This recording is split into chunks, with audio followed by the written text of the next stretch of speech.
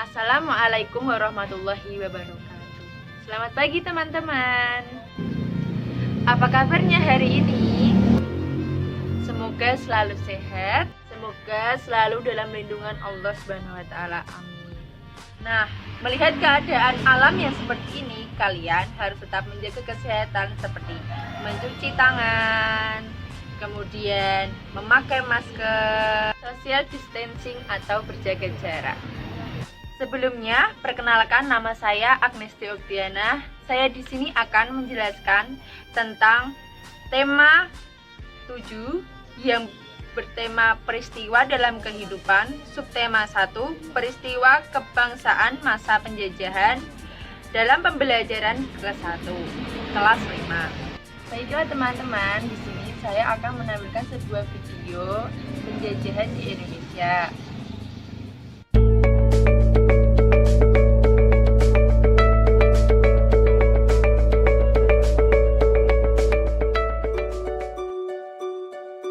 Peristiwa kedatangan bangsa Barat. Mulai akhir abad ke-15, bangsa Eropa berusaha melakukan penjelajahan samudera. Bangsa Eropa yang pernah melakukan penjelajahan dan penjajahan di Indonesia dimulai oleh bangsa Portugis. Kapal mereka pertama kali mendarat di Malaka pada tahun 1511. Berikutnya ialah bangsa Spanyol yang mendarat di Tidore, Maluku pada tahun 1521. Kemudian disusul oleh bangsa Inggris dan Belanda. Kapal-kapal Belanda pertama kali mendarat di Pelabuhan Banten pada tahun 1596. Faktor-faktor pendorong penjelajahan samudera antara lain sebagai berikut. Yang pertama adalah adanya keinginan mencari kekayaan. Kekayaan yang mereka cari terutama adalah rempah-rempah. Sekitar abad ke-15 di Eropa, harga rempah-rempah sangat mahal.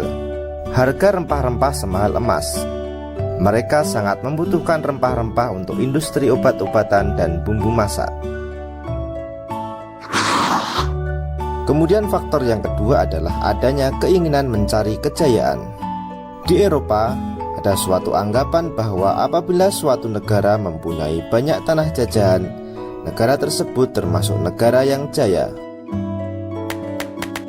Dengan adanya anggapan ini, negara-negara Eropa berlomba-lomba untuk mencari tanah jajahan sebanyak-banyaknya.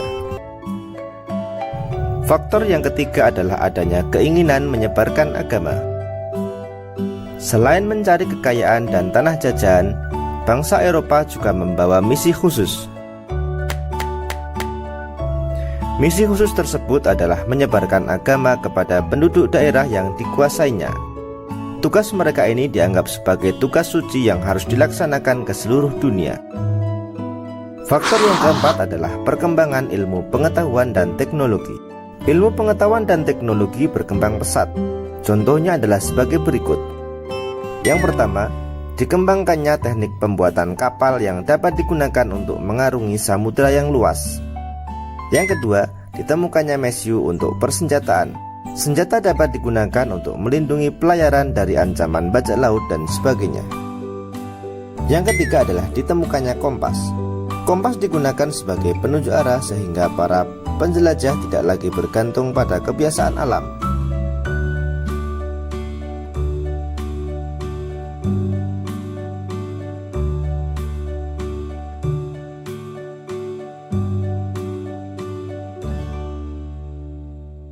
Rempah-rempah di Indonesia sangat melimpah.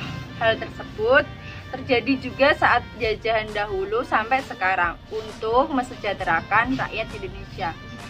Lalu dahulu dapat diketahui bahwa rempah-rempah di Indonesia akan direbut oleh Eropa. Contohnya seperti cengkeh. Cengkeh ini memiliki banyak manfaat.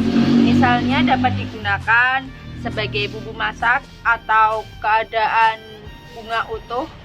Dan manfaat lainnya juga digunakan sebagai pewangi atau parfum. Kemudian juga di Cina dan Jepang digunakan sebagai dupa. Nah, dapat dilihat ini merupakan gambar cengkeh yang masih ada daunnya, dan ini ada juga yang sudah berwarna seperti kegelapan. Oke, dapat dilihat teman-teman. Nah, untuk yang warna agak kegelapan ini akibat proses pengeringan cengkih yang disebabkan oleh panas ataupun kalor. Jadi rempah-rempah itu memiliki nilai ekonomis tinggi, sehingga rempah-rempah terutama cengkih menjadi buruan bangsa Eropa. Bangsa kita mengalami penjajahan yang cukup lama karena adanya penindasan bangsa Eropa. Pada masa kerajaan Islam di Indonesia, bangsa Eropa sudah melakukan pelayaran samudra di Indonesia. Mereka disambut dengan baik, namun mereka malah mencoba untuk menguasai Nusantara. Berikut ini adalah faktor-faktor penjajahan samudra. Berikut ini yang pertama, yaitu adanya keinginan untuk mencari kekayaan. Nah, kekayaan mereka berawal dari rempah-rempah. Harga rempah-rempah sangat mahal seperti harga emas karena bangsa Eropa ini menggunakan rempah-rempah ini untuk obat-obatan ataupun bumbu masak. Kemudian yang kedua ini adalah gambar adanya keinginan untuk menyebarkan agama.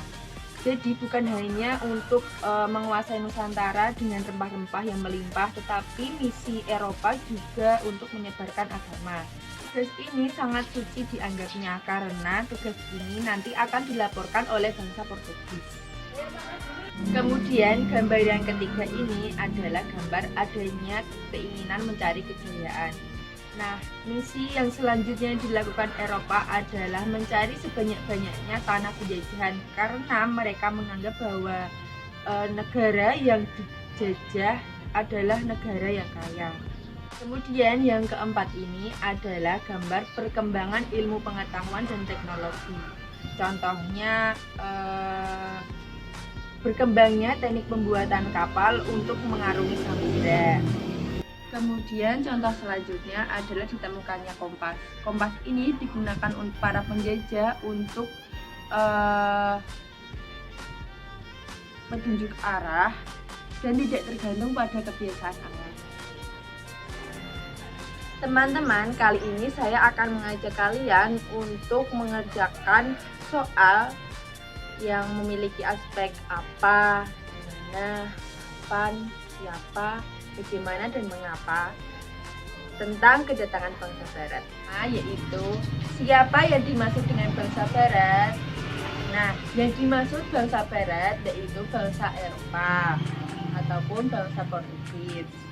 Yang kedua, apa faktor yang melatar belakangi bangsa Barat melakukan penjajahan di Indonesia? Jadi yang melatar belakangi yaitu melakukan penjelajahan karena di Indonesia memiliki kekayaan rempah-rempah yang sangat melimpah, sehingga mereka ingin sekali menguasai Nusantara ini dengan kekayaan yang ada. Kemudian yang ketiga yaitu kapan bangsa Barat mulai melakukan penjelajahan samudra. Jadi bangsa Barat mulai melakukan penjelajahan samudra pada abad ke-15. Kemudian yang keempat, di mana bangsa Barat pertama kali mendarat di Indonesia? Jadi bangsa Barat mendarat pertama kali di Indonesia di Malaka pada tahun 1511. Kemudian yang kelima, mengapa bangsa Barat melakukan penjelajahan samudra? Nah, pasti kalian sudah tahu mengapa bangsa Barat melakukan penjelajahan samudra. Pasti karena kekayaan Nusantara yang melimpah melalui rempah-rempah. Dan yang terakhir atau nomor 6, bagaimana kondisi rakyat yang mengalami penjajahan? Kondisi mereka sangat menderita dan ingin sekali mengambil haknya kembali. Teman, seperti yang kalian ketahui bahwa salah satu rempah-rempah yaitu cengkeh. Jadi cengkeh memiliki banyak manfaat. Nah, bagaimana cara melakukan pengambilan manfaat cengkeh secara baik? Jadi kalian harus memetik, kemudian kalian mengeringkan dengan cara menjemur. Nah, selama penjemuran terjadi perubahan warna pada cengkeh dari yang semula kuning dan merah menjadi hitam dan coklat, seperti pada gambar yang akan saya tampilkan. Nah, proses pengeringan cengkeh ini karena adanya perubahan benda yang disebabkan oleh panas atau kalor. Perlu kita ketahui bahwa pengaruh kalor atau energi panas itu dikarenakan sinar matahari. Teman-teman, Jadi, cengkeh merupakan benda yang bersifat padat. Jadi, teman-teman, sifat-sifat benda terbagi menjadi 3. Yang pertama yaitu padat, cair, dan gas. Dan ketiganya memiliki sifat yang berbeda. Yang pertama yaitu benda padat. Jadi, benda padat ini dapat kalian pegang atau kalian pindahkan ke tempat yang lainnya tanpa mengubah bentuk aslinya. Kemudian yang kedua yaitu benda cair. Jadi, benda cair ini mudah sekali kalian dapatkan. Contohnya yaitu air. Nah, air ini bentuknya mengikuti wujud benda yang menjadi wadahnya. Kemudian yang ketiga yaitu gas. Nah, manusia ini dapat memasukkan dan mengeluarkan gas dari dalam tubuhnya saat bernafas. Contohnya pada saat menghirup gas oksigen ataupun mengeluarkan gas karbon dioksida. Oke teman-teman, kali ini saya akan melakukan percobaan.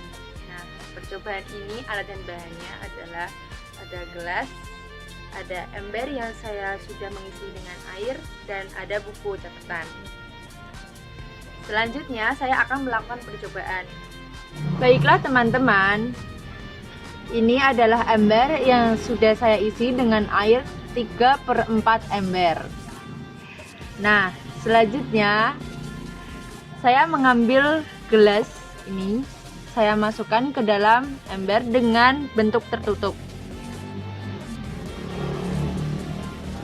Ketika sudah dimasukkan, kita memiringkan gelas secara perlahan. Apa yang terjadi?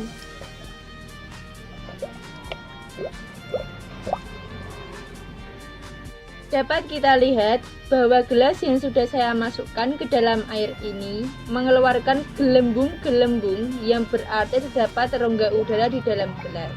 Sehingga pada saat kita sedikit memiringkan gelas, air yang terdapat di dalam ember ini akan mengikuti bentuk benda dan udara yang terdapat di dalam gelas akan keluar.